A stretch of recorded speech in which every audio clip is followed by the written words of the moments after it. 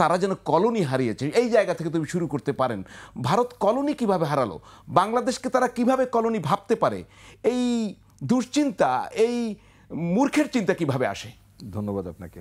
আসলে দেখুন, আমাদের রাজনীতিকদের মধ্যে অনেক সময় আমরা আমাদের মানে আমার দলের কথা বলছি না, নানাভাবে একটা ভারতের ব্যাপারে সমালোচনা থাকতো যে ভারত বাংলাদেশকে নিজেদেরকে একটা বাংলাদেশকে একটা অঙ্গরাজ্য ভাবে।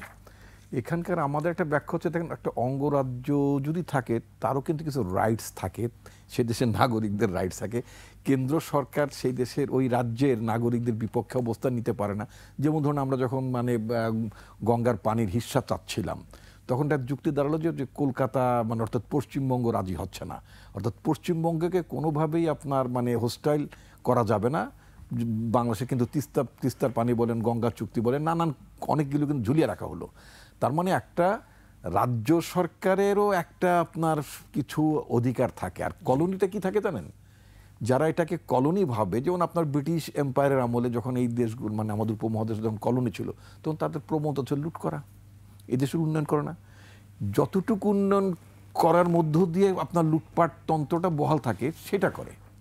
তো বাংলাদেশে আপনি যদি দেখেন যে মোদী সরকার ভারতে ক্ষমতা আসার পরে বাংলাদেশে যখন একটা অনির্বাচিত সরকার পারপিচুয়ালি অনেক বছর থাকলো, অ্যারাউন্ড 15 ইয়ার্স, এই সরকারটির প্রতি তাদের আচরণটা কী ছিল? একেবারেই আপনার একটা ঔপনিবেশিক সরকারের প্রতি যেই ধরনের ডিলিংস থাকে, তাদের সাথে যে ডিলিংসটা থাকে, যেরকম ভাবনা থাকে, যেই ধরনের একটা হেজিমনি চিন্তাভাবনা থাকে, সেগুলি তো করেছে। সুতরাং এটা তো মানে মানে আপনার মানে অর্ক ঠিকই বলেছেন যে একেবারেই মানে ভারত সরকার একটা কলোনিয়াল অ্যাটিটিউড ছিল বাংলাদেশের প্রতি।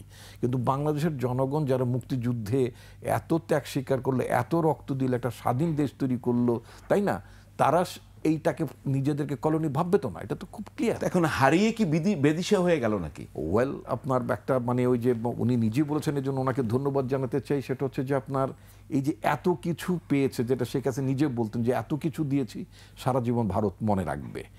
আর শেখ হাসিনা তো সবসময় একটি কথা বলতেন, বা তার দলের লোকেরা বলতেন, বিশেষ করে তাদের সেক্রেটারি, জেনারেল সেক্রেটারি বলতেন যে ভারত আছে তো আমরা আছি, আমরা আছি তো ভারত আছে। কখনই বলেনি যে দেশের জনগণ আছে তো আমরা আছি, এটা বলেনি তারা। তো যে সরকার, ভারতীয় মিডিয়াও কিন্তু বলছে, আমি একটা উদাহরণ করি, আপনি যদি রিপাবলিক বাংলা দেখেন, ওরা বলছে ওটা দেখার দুর্ভাগ্য আমার হয়নি। মানে ওখানে যে ময়ূক বলছেন ভারত তো বাংলাদেশ ছাড়া চলতে পারবে না, তাহলে দাদারা কি হবে? আরিফ ভাই আজকে এটা চান, কালকে ওটা চান, আমাদের ছাড়া তো চলতে পারবেন না। এই যে একজন সাংবাদিকের বক্তব্য, আপনি কিভাবে দেখেন? এটা অত্যন্ত দুঃখজনক। এটা ওনার মানে উনি খুব মানে কি বলবো, উনি খুব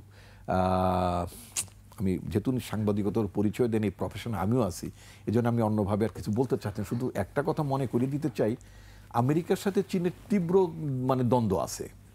তীব্র দ্বন্দ্বের পরেও কিন্তু আমেরিকা চীন থেকে মানে তার প্রোডাক্ট আপনার ইম্পোর্ট করে, আবার চীনও করে, বিভিন্ন দেশগুলো। এটি তো একটা পারস্পরিক সম্পর্ক। আমার যেটা নাই সেটা আমি আপনার কাছ থেকে নেব, আপনার যেটা আমার যেটা আছে আপনি সেটা নেবেন, এই তো।